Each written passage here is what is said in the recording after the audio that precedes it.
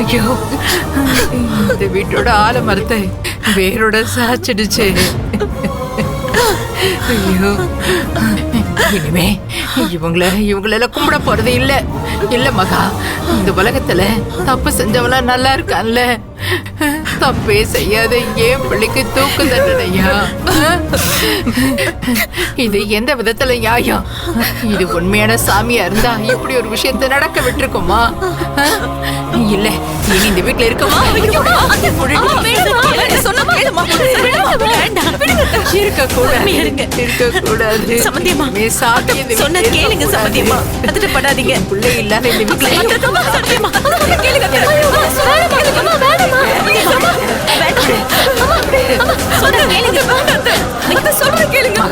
மகா, விட்டுடு, விடு. இனிமே இதெல்லாம் எதுவுமே வைக்காத. இத்தனை நாள் சாமி சாமின்னு வீட்டுல பூஜை பண்ணி அலங்காரம் பண்ணி எல்லாம் போச்சுடி. எல்லாமே போயிடுச்சுடி, போயிடுச்சு. என் மாணிக்கம், என் சாமிடி, என் புள்ள. அவனை தூக்குல போட போறாங்கன்னு அந்த நீதியரசர் தீர்ப்பு கொடுத்திருக்காருடி. எல்லாத்தையும் வேடிக்கை பார்த்துக்கிட்டு அங்க இருக்கிற நீதி தேவதையும் வேடிக்கை தானடி பார்த்துச்சு. இங்க இருக்கிற அத்தனை சாமியும் எல்லாத்தையும் வேடிக்கை தானடி பார்த்துட்டு இருந்திருக்கு. இனிமே இந்த வீட்டுல எந்த சாமிக்கு இடம் இல்ல.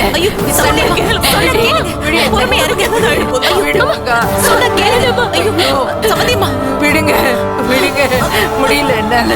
நீங்க எதுவுமே இருக்கக்கூடாது. சொன்னா கேளுங்க.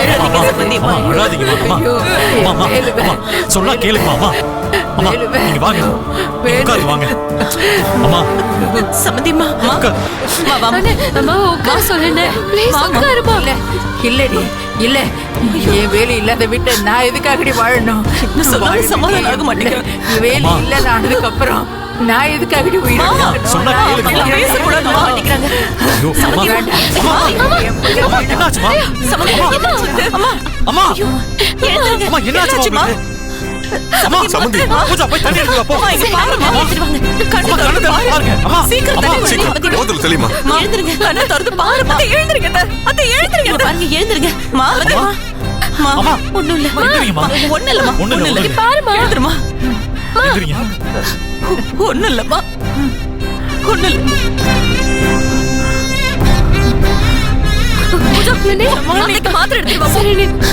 சீக்கிரமா.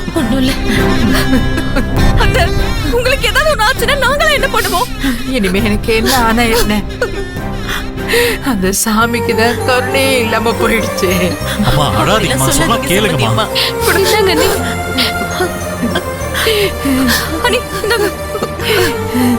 தண்ணி கொடு. அத்தை, மாத்திரை போடுங்க. வேண்டாம் அத்தை, மாத்திரை போடுங்க. எனக்கு மாத்திரை வேண்டாம். நான் இப்படியே இருந்து செத்து போறேன். வேலு, மாத்திரை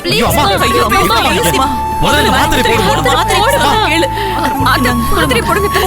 தண்ணி ஊத்து. தண்ணி குடி.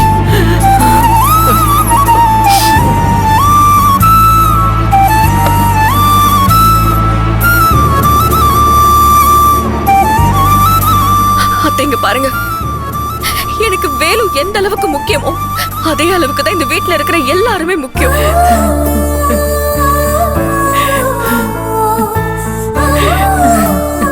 ஏற்கனவே வேலுக்கு இப்படி ஒரு தீர்ப்பு வந்ததுல நான் உடைஞ்சு போயிருக்கேன். இப்ப உங்களுக்கும் ஏதாவது ஒண்ணு ஆச்சுன்னா என்னால தாங்கிக்கவே முடியாது. அத்த, இப்பவும் வேலுக்கு கொடுத்திருக்கிற இந்த தீர்ப்பு இறுதி தீர்ப்பு இல்ல.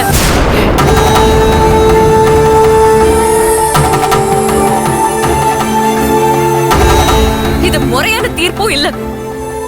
பணத்துக்காக விலை போன ஒருத்தர் சொன்ன தீர்ப்பை வச்சு வேலுவை தூக்குல போட விட்டுருவோமா? பணத்துக்காக கொடுக்கப்பட்ட இந்த தீர்ப்பை உடைக்க நமக்கு பல வழி இருக்கு. ஆனா அது எல்லாமே செய்யணும்னா எனக்கு இப்போ இருக்கிறத விட பல மடங்கு தெம்பு வேணும். நீங்க தைரியமா இருந்தாதான் என்னாலையும் தைரியமா வேலுவை நிரபராதின்னு நிரூபிக்க முடியும். எப்படி செல்வி? கோர்ட்டு தான் வேலுவை குற்றவாளின்னு தீர்ப்பு கொடுத்துருச்சு. இனி நாம எப்படி நிரூபிக்க முடியும்? முடியும். வேலுதான் நிரபராதின்னு நிரூபிக்க எல்லா ஆதாரமும் நம்ம கையில இருக்கு. அப்படி இருந்தும் கோர்ட்ல ஜட்ஜ் அதை ஏற்க மறுத்து தப்பான தீர்ப்பை கொடுத்திருக்காருன்னா இத நம்மளால மேல்கோட்டுக்கு கொண்டு போய் ஈஸியா உடைக்க முடியும். வேலுமலை எந்த தப்பும் இல்லைன்னு நம்மளால நிரூபிக்க முடியும். அத்த, நீங்க கொஞ்சம் தைரியமா இருங்க.